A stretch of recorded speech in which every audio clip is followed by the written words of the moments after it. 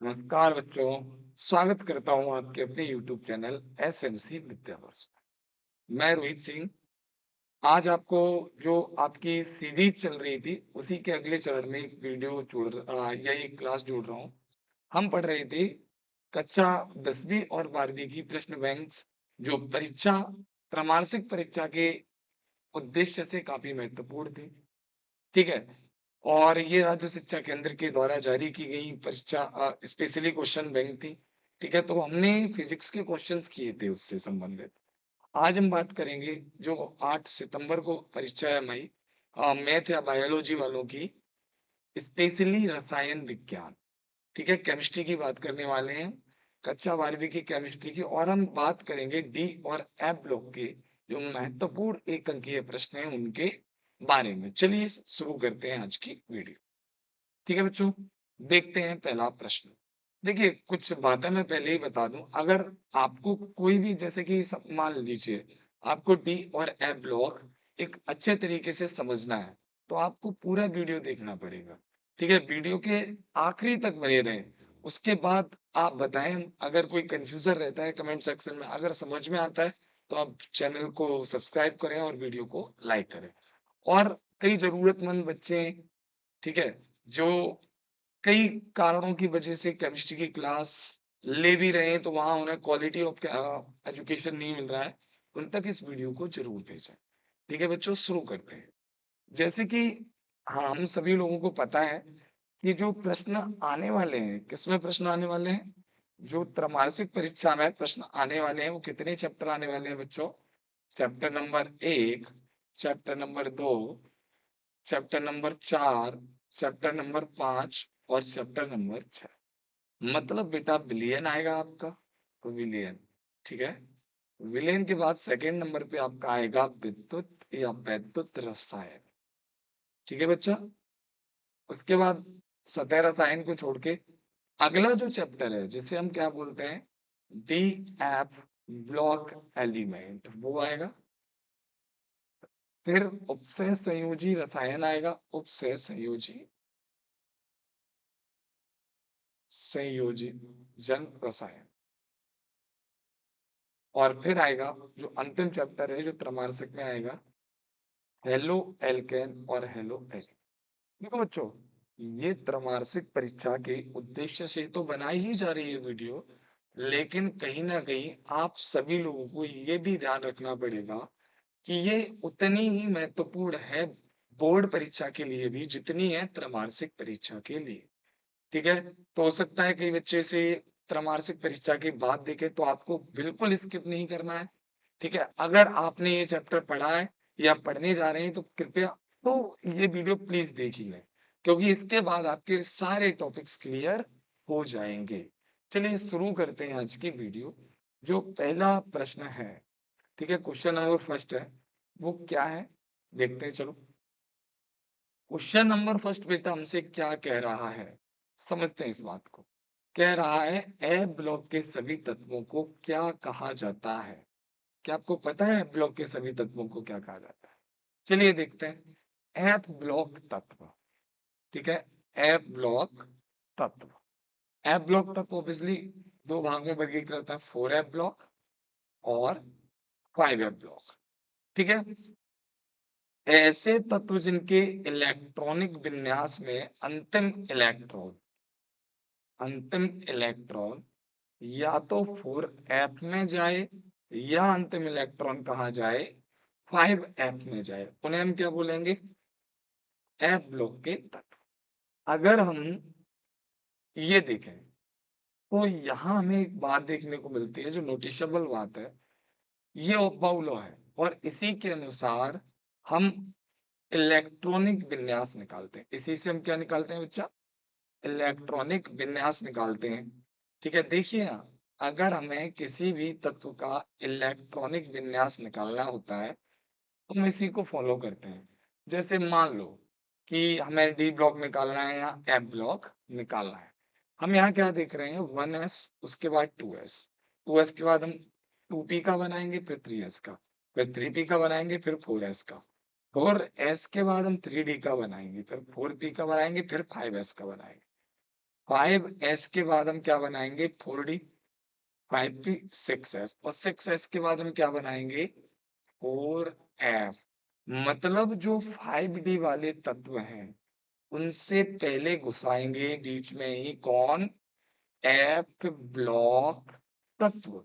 जब आप विस्तृत इनके इलेक्ट्रॉनिक विन्यास निकालेंगे तो आप देखेंगे कि जो 4d का तत्व था, लाइक 4d का तत्व कौन है लेंथिनम। ठीक है, आप देखेंगे कि जो लेंथिनम है उसके बाद के 14 तत्व किसमें चले गए हैं बेटा, उसके बाद के 14 तत्व एफ ब्लॉक में चले गए हैं। ऐसे ही हम देखेंगे अगर हम 5d के बाद आएंगे तो हम 6s बनाएंगे, 6p बनाएंगे, 7s बनाएंगे, फिर हम यहाँ क्या देखेंगे 5f। मतलब 6d में तत्व जाने से पहले कहाँ चले जाएंगे 5f में जाएंगे, तो ये एक्टिनम के बाद के होंगे ना, एक्टिनाइट बोलेंगे। कहीं ना कहीं डी ब्लॉक एलिमेंट को हम क्या कहते हैं, डी ब्लॉक, उसी स्लाइड पे चलते हैं। डी ब्लॉक एलिमेंट को हम क्या कहते हैं बच्चा, डी ब्लॉक एलिमेंट को हम कहते हैं संक्रमण तत्व। संक्रमण तत्व क्यों कहते हैं, बिकॉज इनके जो डी ऑर्बिटल हैं, डी ऑर्बिटल जो इनके हैं वो पूरे नहीं भरे होते, पूरे नहीं भरे होते, इसलिए इन्हें क्या कहते हैं संक्रमण तत्व। अभी मैंने आपको अफाव लॉ से क्या दिखाया कि संक्रमण तत्व में ये हम देखेंगे तो 5d और 6d के बीच में घुसा रहे हैं कौन, 4f और 5f। अब ये 5d और 6d के अंदर घुस रहे हैं, इस वजह से इन्हें क्या बोलेंगे अंतः संक्रमण कहने, मतलब संक्रमण तत्वों के भी बीच में इन्होंने इंटरफियर किया है। तो व्याख्या क्या है सर, पी ब्लॉक के सभी तत्वों में भरी जा रही कक्षा एफ ऑर्बिटल, एफ ब्लॉक के तत्वों में भरी जा रही कक्षा एफ ऑर्बिटल होती है। इन्हें इनर ट्रांजिशन एलिमेंट इसीलिए कहा जाता है क्योंकि ये डी ब्लॉक को फुलफिल होने से पहले बीच में ही आ जाते हैं। ठीक है, चलिए अगले प्रश्न की ओर देखिए, इसे और समझ लेते हैं। जब भी हम किसी भी तत्व का इलेक्ट्रॉनिक कॉन्फ़िगरेशन निकालेंगे तो फिर हमें ये आना जरूरी है। लाइक मान लो हम इलेक्ट्रॉनिक कॉन्फ़िगरेशन निकाल रहे हैं, किस तत्व का निकाल रहे हैं, मान के चलो हम इलेक्ट्रॉनिक कॉन्फ़िगरेशन निकालते हैं स्पेशली फॉर एससी का, एससी स्कैंडियम, जिसकी परमाणु संख्या है 21। जिन बच्चों को परमाणु संख्या नहीं पता, अभी मैं क्लास शुरू करूंगा तो अच्छे से पढ़ लेना। देखिए शुरू कहां से करेंगे, हम शुरू करेंगे 1s से। कहां से शुरू करने वाले हैं, 1s से, 1s2। 1s2 के बाद हम कहाँ आएंगे, 2s2 पे आएंगे सर। 2s2 के बाद हम कहाँ जाएंगे, देखिए देखिए आप, 2s2 के बाद हम कहाँ जाएंगे 2p6 पर जाएंगे। देखिए इसे थोड़ा और समझते हैं, थोड़ा मैं इंक चेंज कर लूं, ऐसे इंक कर लूं जो दोनों सरफेस के लिए थोड़ी फ्रेंडली हो। देखो यहाँ देखना, इस बात को यहाँ से समझो, यहाँ के बाद हम कहाँ गए, यहाँ, यहाँ से हम लौट के आके यहाँ आ गए। अब 2s के बाद हम दोबारा से पीछे जाएंगे और कहाँ से शुरू करेंगे 2p से, क्या कहाँ से शुरू करेंगे 2p से, 2p से शुरू कर दिया, उसके बाद क्या आएगा 3s2 आएगा। 3s2 के बाद हम कहाँ जाएंगे, दोबारा से पीछे आएंगे, फिर कहाँ जाएंगे 3p पे जाएंगे, तो 3p6 आएगा। अब बच्चा देखिए अगर अपन सीधे सीधे भरते तो 3p6 की जगह 3 तीसरे ही कक्ष का डी आ जाता, लेकिन यहाँ डी ना आके अब क्या आएगा, अब आएगा एस, क्या आएगा एस। क्लियर है बात, आप काउंट कर लेते हैं, 2 2 4 6 4 10 2 12 6 18 और 2 20, एक बचा है, एक किस में जाएगा 3d1 में। मतलब बच्चा क्या कहना चाहता हूँ समझना बात को, 3d है इसकी, क्योंकि इसका अंतिम इलेक्ट्रॉन किस में भरा गया है 3d में। 3d का तत्व है आपका स्कैंडियम। स्कैंडियम कौन से उसका तत्व है 3d का। अब इसके बाहरी को उसमें अगर हम देखेंगे तो एक तो 4s है और 3d के कितने ऑर्बिटल होंगे 5, 1 2 3 4 5। तो इसे हम भर लेते हैं, इसे ऐसे भर लेंगे, इसमें एक ही इलेक्ट्रॉन है बेटा और इसमें एक भी इलेक्ट्रॉन नहीं है। अब यहाँ एक चीज और समझ लेते हैं, ऑक्सीकरण संख्या क्या होती है, ऑक्सीकरण अवस्था समझते हैं।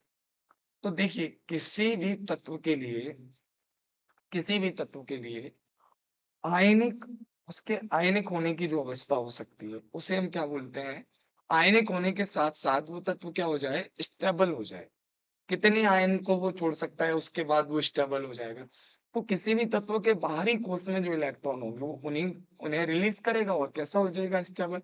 लाइक स्कैंडियम के बाहरी कोश में कितने हैं? स्कैंडियम के बाहरी कोश में 3 है, तो स्कैंडियम की ऑक्सीकरण अवस्था सर कितनी होगी?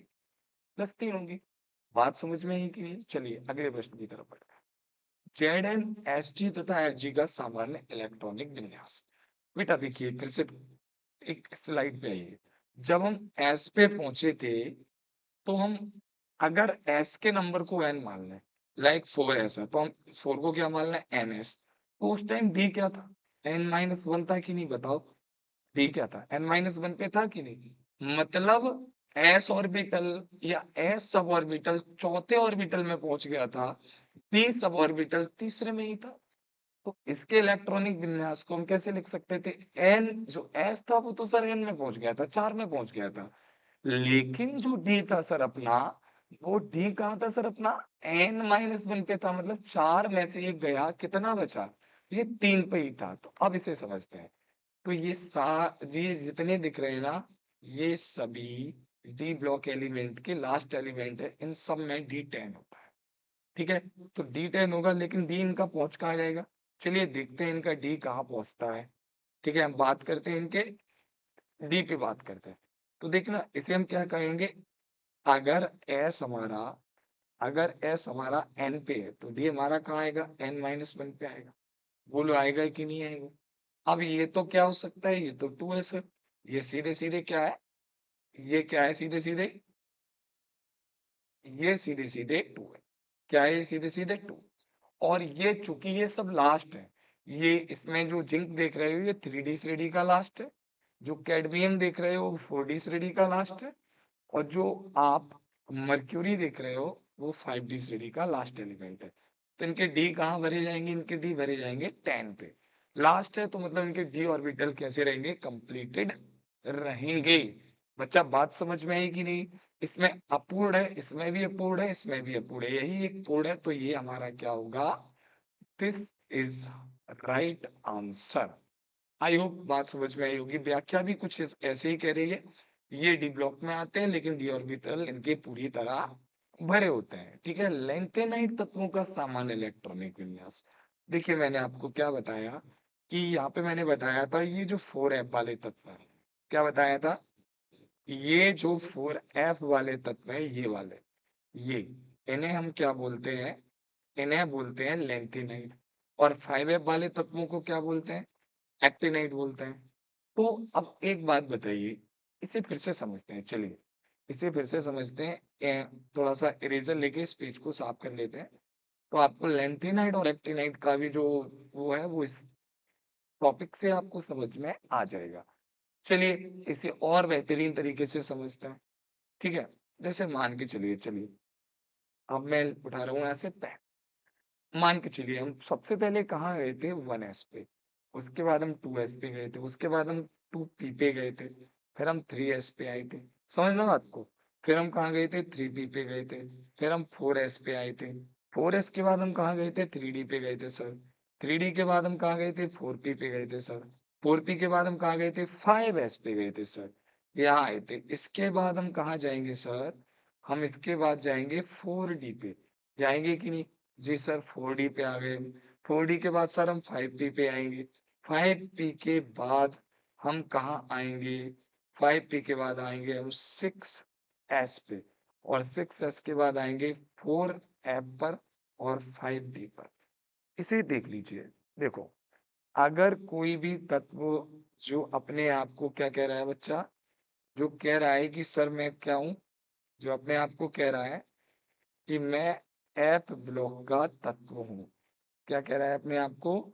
कि मैं एफ ब्लॉक का तत्व हूँ। ठीक है, तो वो एफ ब्लॉक का तत्व, उसके अंतिम कोश में इलेक्ट्रॉन जो भरे जा रहे होंगे, वो कहाँ भरे जा रहे होंगे? चलिए देखते हैं वो कहाँ भरे जा रहे होंगे। जो अपने आप को एफ ब्लॉक एलिमेंट बोल रहा होगा, उसके अंतिम कोश कुछ इस प्रकार बन रहे होंगे। ठीक है, यहाँ तक तो चलो फुलफिल हो जाएगा। 6s 4f और d।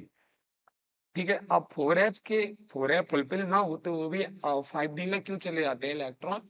ऊर्जा अंतराल की वजह से और स्टेबिलिटी के रीजन, एक स्टेबिलिटी भी उसका रीजन है।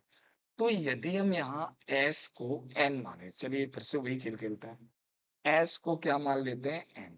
तो बेटा अब देखना f कहाँ आ रहा है, अगर 6 को हमने n माना है तो 4 को तो हमें n-2 मानना पड़ेगा ना। बोलो हाँ या ना?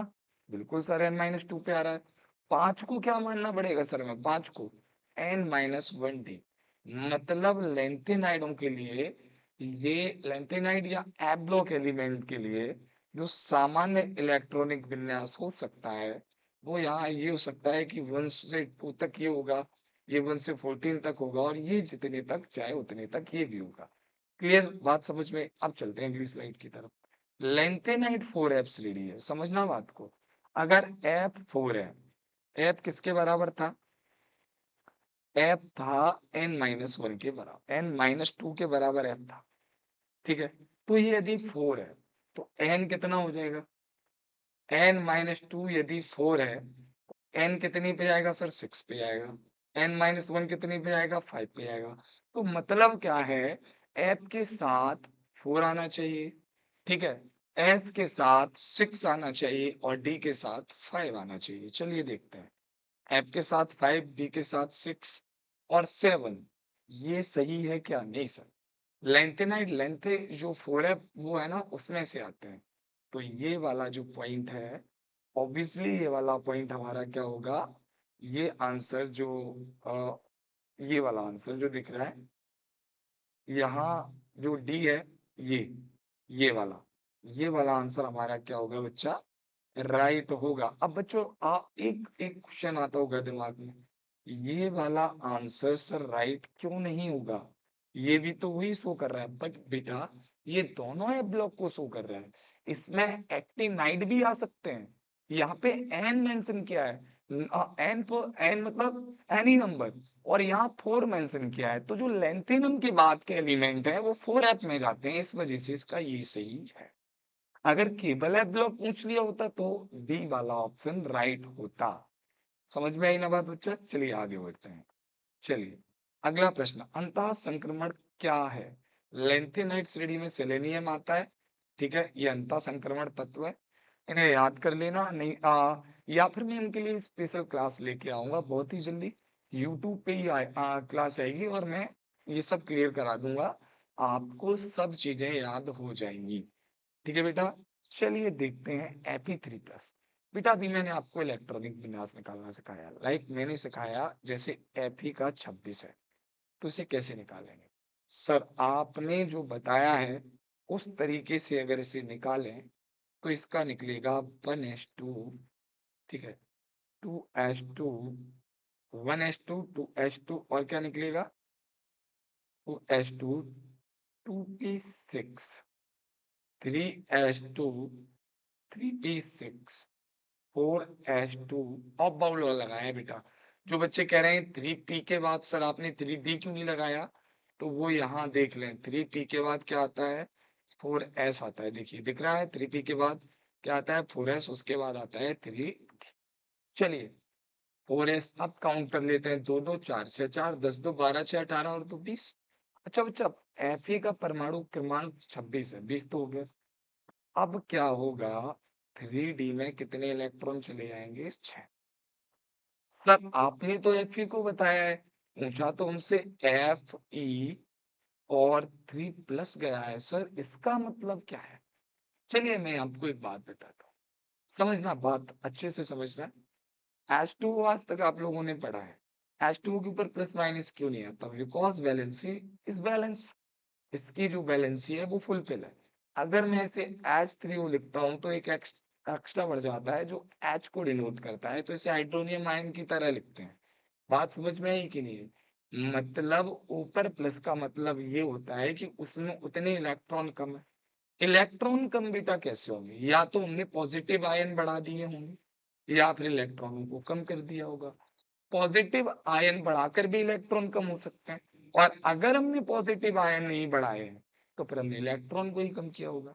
तो सीधी सी बात है, ऐसी वाले केस में क्या है, हमने इलेक्ट्रॉनों को ही कम किया है, हमने पॉजिटिव आयन इसके नहीं बढ़ाए हैं। समझ रहे हो ना बच्चा? हमने इसमें पॉजिटिव आयन नहीं बढ़ाए, हमने इसके किसे कम किया है? इलेक्ट्रॉनों को ही कम किया है। चलिए तो देखते हैं, अभी Fe का कितना था? 26। अब हमने कितने इलेक्ट्रॉन कम कर दिए? 3। तो बेटा इसका तो 23 रह गया होगा। अब बात ये आती है कि इलेक्ट्रॉन लाएंगे कहाँ से? इसका बाहरी कोश तो ये है।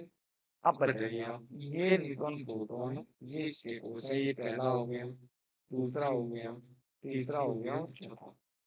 बताओ बेटा, सबसे पहले इलेक्ट्रॉन अगर जाएंगे तो वो चौथे नंबर से जाएंगे, तीसरे से जाएंगे, दूसरे से जाएंगे या पहले से जाएंगे? ऑब्वियसली बात है, सब चौथे से जाएंगे।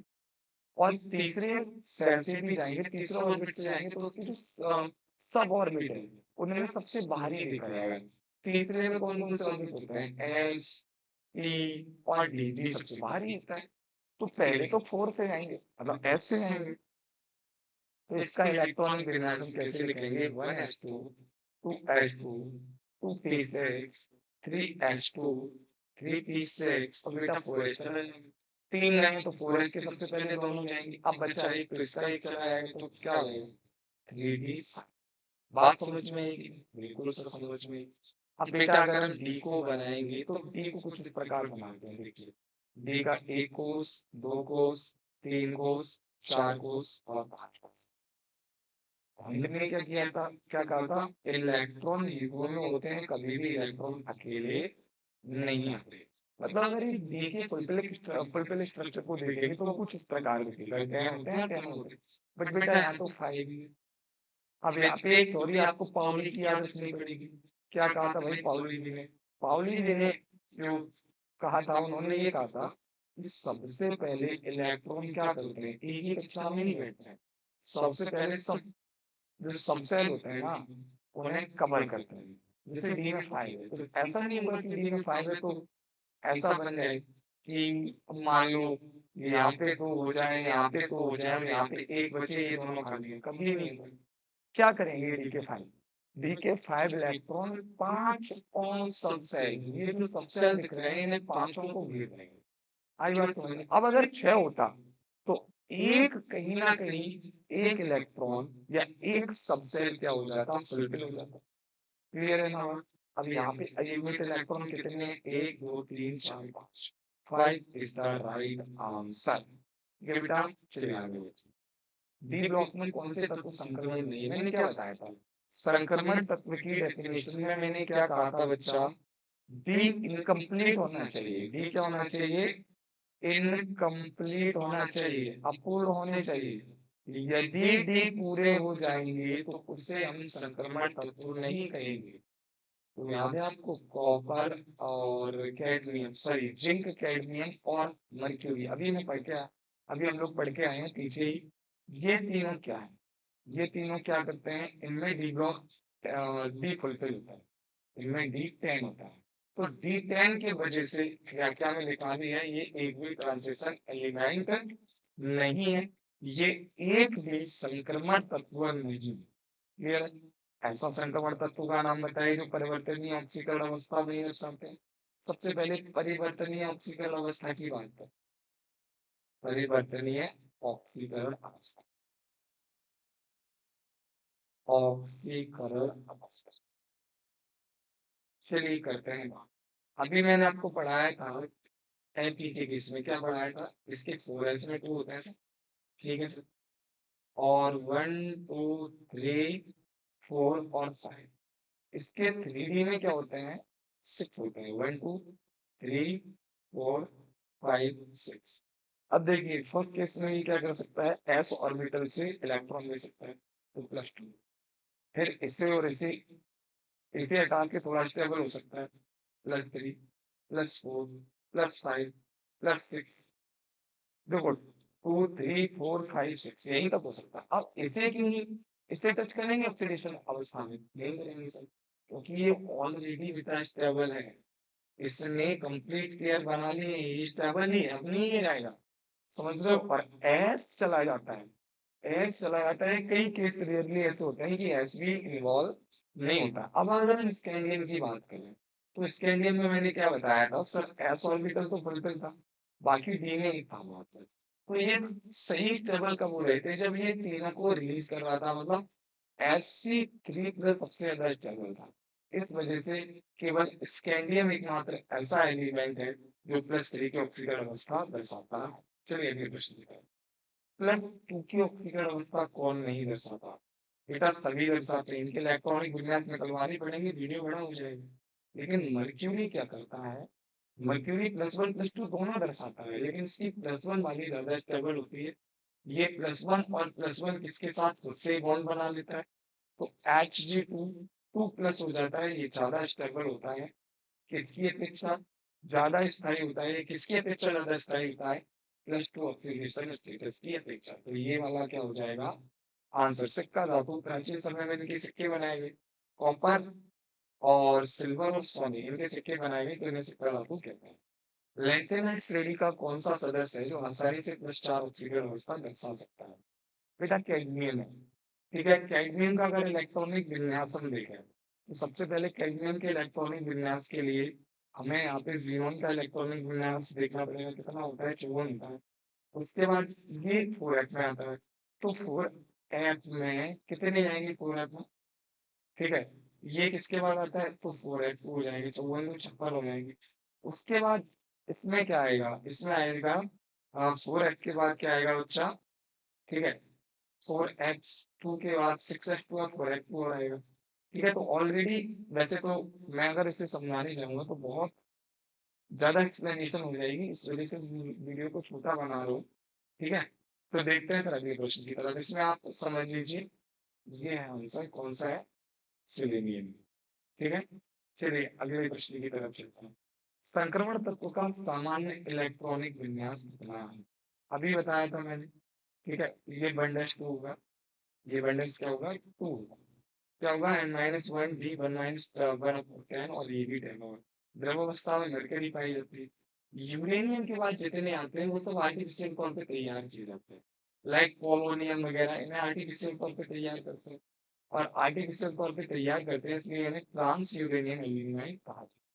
जिगलर नाटा, ठीक है, टाइटेनियम टेट्राक्लोराइड, और यहाँ क्या है, यहाँ है try methane methane aluminium, titanium tetrachloride और ट्राई ट्राई क्या है, ट्राई क्या है, मेथेनिन, जो एल्यूमिनियम उसे हम क्या बोलेंगे, जिगलर नाटा बोलेंगे। आई बात समझ में क्लियर है ना बात।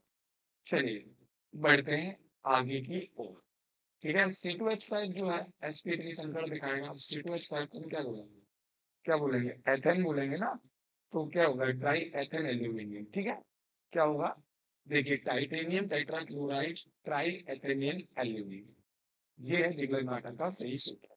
लैंथेनाइट की सुप्रसिद्ध मिश्र धातु को मिश्र धातु कहते हैं, ठीक है।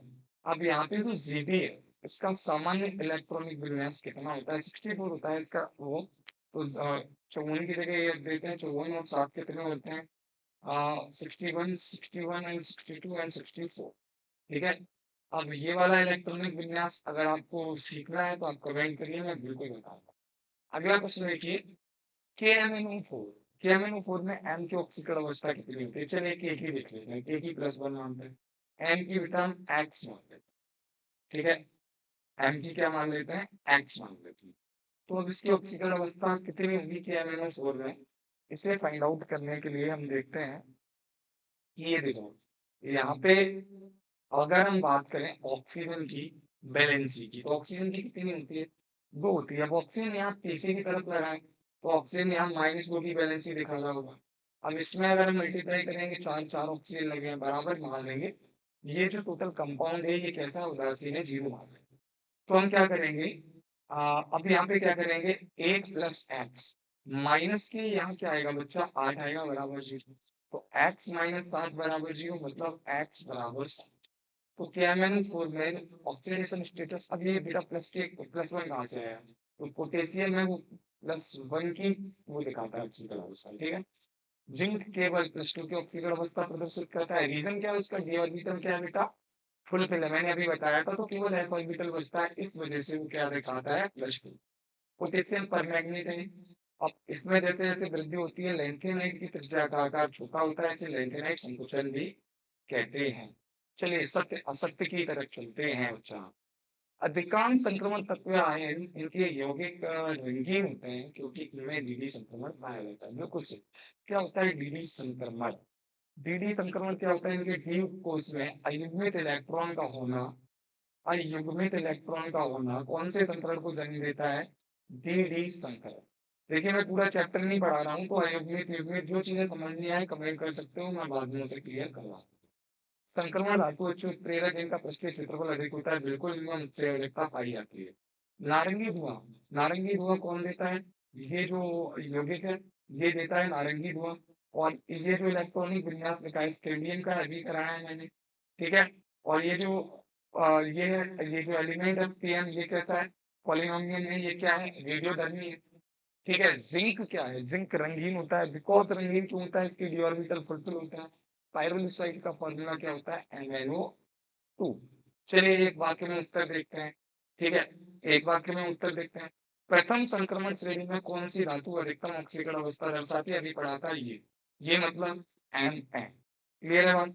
चुंबकीय आयान का सूत्र बेटा यहाँ पे एन का है। एन क्या है यहाँ पे? अयुग्मित इलेक्ट्रॉन की संख्या। अगर अपने यहाँ की भाषा में कहें तो एन यहाँ पे क्या है? एन है यहाँ अयुग्मित इलेक्ट्रॉन की संख्या। मतलब ऐसे इलेक्ट्रॉन जो डी उपकोष में युग्मित नहीं है, पेयर में नहीं है। CO2 प्लस आयन में कितने अपूर्ण इलेक्ट्रॉन है? बेटा CO का जो इलेक्ट्रॉनिक विन्यास है वो कितना होता है? वो होता है 27। अब 27 के साथ हम क्या निकाल सकते हैं? ठीक है, निकाल लेना, अगर नहीं आए तो पूछना। अब 27 होता है, इसमें 2 आयन चले जाएंगे, 2 इलेक्ट्रॉन चले जाएंगे तो 25 बचेगा। ठीक है, ऑलरेडी हमने क्या कराया था याद है? अब ऑलरेडी 24 का हमने क्या करा था? 4s2 किया था और 3d1 किया था, कुछ ऐसा ही किया था, कर लेंगे। 3d श्रेणी का अंतिम उत्पाद Zn है और परमाणु का सही इलेक्ट्रॉनिक विन्यास क्रोमियम का। अब देखिए यहाँ क्रोमियम का सही इलेक्ट्रॉनिक विन्यास क्या दिया गया है? 3d5 4s1। क्रोमियम एक एक्सपेक्शन है जिसमें s और d ऑर्बिटल के बीच ऊर्जा अंतराल ऊर्जा गैप बराबर हो जाता है, तो s का एक इलेक्ट्रॉन कहाँ चला जाता है? d के पास। मोर स्टेबिलिटी के कारण अधिक स्थिरता या स्थायित्व प्राप्त करने के लिए। ठीक है बच्चा, चलिए अगले प्रश्न की तरफ बढ़ते हैं। इनमें से प्रबल अपचायक कौन है? ऑब्वियसली क्रोमियम है। लैंटेनाइट की कौन सी ऑक्सीकरण अवस्था अधिक स्थायी होती है? तो +3 सबसे ज्यादा स्थायी होती है किसके लिए? लैंथेनाइट के लिए। ठीक है बेटा, ये वही है 64 वाला, अभी मैंने बताया था। ये मैं बता चुका हूँ और ये भी पीछे आ चुका है। ठीक है बच्चों, देखिए मैंने लास्ट में क्वेश्चंस को थोड़ा जल्दी जल्दी कराया, उसके पीछे का कारण क्या है? सबसे पहले कारण समझते हैं। कारण ये है बेटा, ये जो चैप्टर है ये कम से कम 5-7 दिन में खत्म होने वाला चैप्टर है। ऐसा नहीं है कि मैं आपको कह दूं कि वन शॉट ले लो 5 घंटे या 6 घंटे, हाँ 5-6 घंटे में तो ये समाप्त हो जाएगा। लेकिन बेटा ये MCQ प्रोस्पेक्टर से बनाई हुई क्लास है, तो इसमें हमें उतना ही पढ़ना है। डिटेल में पढ़ना है तो कमेंट कीजिए, मैं डिटेल में इस चैप्टर को इस चैप्टर के जितने भी पार्ट्स बनेंगे डिटेल में लेके आऊंगा उन्हें। ठीक है, और आपको वीडियो कैसा लगा प्लीज कमेंट जरूर कीजिए। अगर पसंद आया तो अपने सहपाठियों क्लासमेट्स के साथ शेयर कीजिए। चलिए मिलते हैं अगली क्लास में, तब तक के लिए स्वस्थ रहो, मस्त रहो, जय हिंद।